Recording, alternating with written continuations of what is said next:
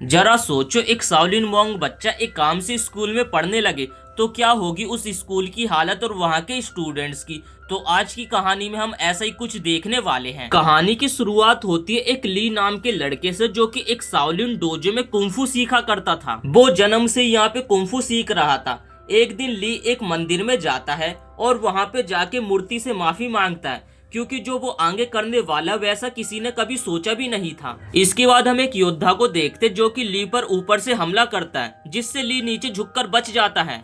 इसके बाद उस योद्धा और ली के बीच में लड़ाई होने लगती है। वो जो योद्धा होता है ली के ऊपर अपनी टेक्निक का इस्तेमाल करते उसे दीवार पे पटक देता है, लेकिन ली दीवार का सहारा लेते हुए वापिस आ गया और उसने हवा में उस बंदे की छाती पे 10-12 लातें मारी, जिस कारण वो बंदा यहाँ पे नॉकआउट हो गया। इसके बाद बारी आई एक तलवारबाज योद्धा की, जो कि देखने में काफी ज्यादा स्ट्रॉन्ग लग रहा था, लेकिन ली ने अपनी काबिलियत से इसे भी कुछ सेकंड में धूल चटा दी। इसके बाद ली तीसरे योद्धा की तरफ बढ़ा। हालांकि वो योद्धा ध्यान में बैठा हुआ था, लेकिन उस योद्धा को यहाँ पे ली के आने की आहट सुनाई दे गई थी। इसके बाद उस योद्धा ने एक कंचे को लिया और दीवार के ऊपर मारा, जिस कारण दीवार पे जो शीशा लगा होता है उसके वजह से यहाँ पर जो ली की आंखें होती है वो चौंधी आ जाती है। जिसके बाद अगले पल उस योद्धा ने ली को पकड़ा और उसे जमीन पे पटक दिया, जिस कारण ली को यहाँ पे काफी जोर से लगता है। ली को वो योद्धा यहाँ पे नॉकआउट करने वाला होता है, तभी यहाँ पे ली जो होता है उसके नीचे से फिसल जाता है और उसके वार से बच जाता है। इसके बाद ली और उस योद्धा के बीच में एक तगड़ी फाइट होती है, जिसमें कि ली उस योद्धा को हरा देता है। जिसके बाद वो मंदिर में सर झुकाकर आशीर्वाद लेता है और उसके बाद बाहर चला जाता है।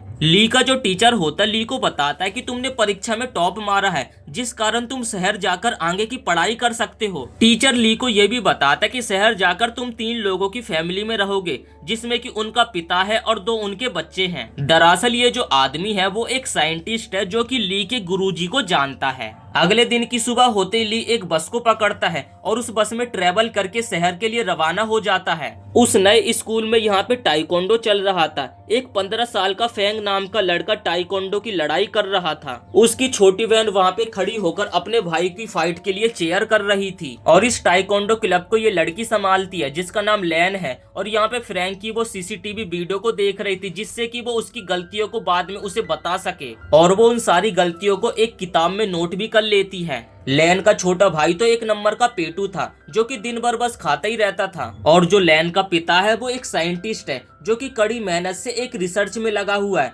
जिस कारण उसके काफी सारे दुश्मन भी बने हुए हैं और वो लोग उसका हर जगह पे पीछा करते रहते हैं। लैन की जो माँ है उसकी कई सालों पहले मौत हो चुकी है, जिस कारण उसकी फैमिली में उसके पिता और उसका छोटा भाई और वो है। लैन का पिता जो है वो एक एआई टेक्नोलॉजी पे रिसर्च कर रहा है, जिस कारण वो अपने बच्चों से कई सालों से मिला भी नहीं है और वो बस उनसे बस कॉल पे बातें करता रहता है। डॉक्टर हैन ने अपने बच्चों को कॉल किया, लेकिन उसके बच्चे खुश नहीं थे, क्योंकि उसके पिता बस कॉल पे ही बातें करते हैं और उनसे कभी भी मिलने के लिए नहीं आते हैं। जिसके बाद डॉक्टर हैन ने अपने बच्चों को जल्दी आने का वादा किया और उन्होंने अपने बच्चों के लिए एक गिफ्ट भेजा था, जिसे कि उन्होंने खोलने के लिए बोला। असल में इस गिफ्ट में वही डॉक्टर हैन की एआई टेक्नोलॉजी वाला रिसर्च थी, जो कि ये गुंडे उनसे छीनना चाहते हैं। तभी ली ने दरवाजा खटखटाया और लैन ने उसे अंदर ले लिया और उसके बाद लैन ली को उसका रूम दिखाने लगी। इसके बाद हम डॉक्टर हैन को देखते हैं कि जिन्हें कुछ गुंडों ने पकड़ लिया होता है, ताकि वो उनकी नई रिसर्च को उनसे छीन सके। उस गैंग का लीडर डॉक्टर हैन को धमकी देकर उसकी नई रिसर्च मांगता है, लेकिन डॉक्टर हैन कहता है कि मेरे पास ऐसी कोई सी भी रिसर्च नहीं है, मैं तो बस एक एआई टेक्नोलॉजी के ऊपर काम कर रहा हूँ, जिससे कि मेरे बच्चे अपनी माँ की आवाज से बात कर सके। लेकिन उस गैंगस्टर को तो यहाँ पे डॉक्टर हैन की बातों पे यकीन नहीं होता है। जिसके बाद यहाँ पे लैरी सीसीटीवी कैमरे को देखने लगता है, जिससे उसे पता चलता है कि डॉक्टर हैन ने तो उस नई रिसर्च को अपने घर भिजवा दिया है। जिसके बाद लैरी के गैंग के नए गुंडों ने यहाँ पे लैरी को वादा किया कि वो डॉक्टर हैन के घर जाकर उस डिवाइस को लेकर आएंगे और ये उनकी पहली रॉबरी होगी। उन दोनों ने अजीबोगरीब तरीके से अपना भेष बदला और उसके बाद वो डॉक्टर हैन के घर पहुंच गए। उनमें से एक ने रात के समय घर के अंदर घुसने का फैसला किया, लेकिन दूसरा गुंडा कहता है कि नहीं, सुबह होते ही हम घर के अंदर जाएंगे। क्योंकि सुबह होने पर बच्चे स्कूल चले जाएंगे। घर में ली यहाँ पे शहर के नए तौर तरीकों को सीख रहा था और उसके बाद वो लैन को ताइक्वांडो मैच देखते हुए देखता है और उसे ये गेम काफी ज्यादा क्रेजी लगता है और वो भी इसे खेलना चाहता था। रात के समय जब वो ध्यान में बैठा तो यू के वीडियो गेम से वो काफी ज्यादा डिस्टर्ब हो रहा था, जिसके बाद उन दोनों के बीच में बहसबाजी होने लगी।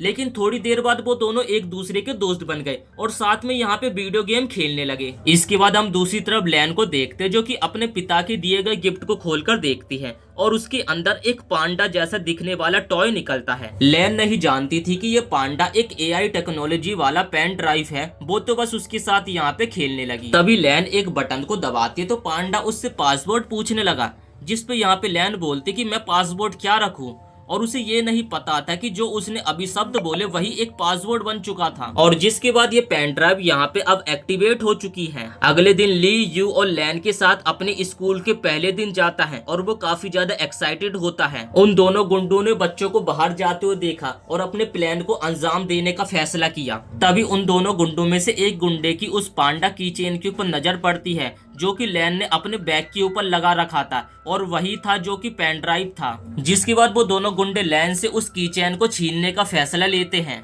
रास्ते में यहाँ पे लैन ने ली को फ्रैंक से मिलवाया और उस बंदे से मिलकर तो यहाँ पे ली काफी ज्यादा एक्साइटेड दिख रहा था। जिसके बाद छुपके से एक चोर आता है जो कि लैन की यहाँ पे बैग में से उस की चेन को चुरा लेता है, लेकिन उसे चोरी करते हुए यहाँ पे ली देख लेता है और अगले पल यहाँ पे ली उस चोर का भुर्ता बना देता है। जिसके बाद जो फ्रैंक होता है वो भी यहाँ पे ली की मदद करने के लिए उसके पास आ जाता है। जिसके बाद वो दोनों यहाँ पे उस चोर को मार मार के उसका बुरा हाल कर देते हैं।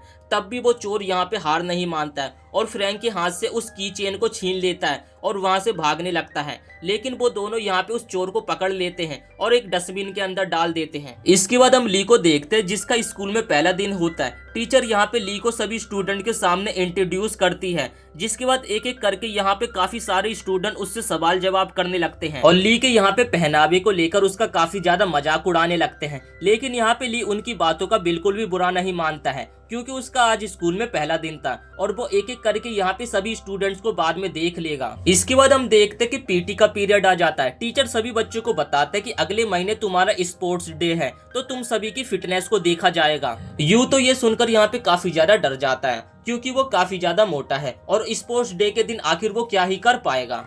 इसके बाद स्पोर्ट्स डे आ जाता है। टीचर ने सभी स्टूडेंट्स की दौड़ लगवाई, लेकिन यहाँ पे ली 1 मिनट के अंदर 3 राउंड मार देता है, जबकि यहाँ पर बाकी स्टूडेंट्स ने एक भी राउंड नहीं मार पाया था। इसके बाद टीचर सभी स्टूडेंट्स को पुशअप्स लगाने के लिए कहने लगता है। बाकी स्टूडेंट्स की तो यहाँ पे एकदम खस्ती हालत हो चुकी थी, लेकिन यहाँ पर जो ली होता है एक एक करके कम से कम 50-100 पुशअप्स मार देता है। और ये सब देखकर जो स्कूल की लड़कियां होती है वो ली की फिटनेस से काफी ज्यादा इंस्पायर होती है। उसके बाद यहाँ पे ली एक हाथ के बल पुशअप्स मारने लगता है, जिससे तो ये लड़कियां और भी काफी ज्यादा खुश हो जाती है और ली के लिए काफी जोर जोर से तालियां बजाने लगती हैं। इसके बाद टीचर सभी स्टूडेंट्स को जंप मारने के लिए कहता है। ली तो यहाँ पे काफी आसानी से काफी ऊंची जंप मार देता है और इस टेस्ट में पास हो जाता है। लेकिन जब ली के बाद यहाँ पे यू की बारी आती है तो वो यहाँ पे मुंह के बल गिर जाता है। सो उम्मीद करते हैं दोस्तों आपको ये वीडियो पसंद आई होगी। वीडियो पसंद आई तो वीडियो को एक लाइक करके चैनल को सब्सक्राइब जरूर से कर देना।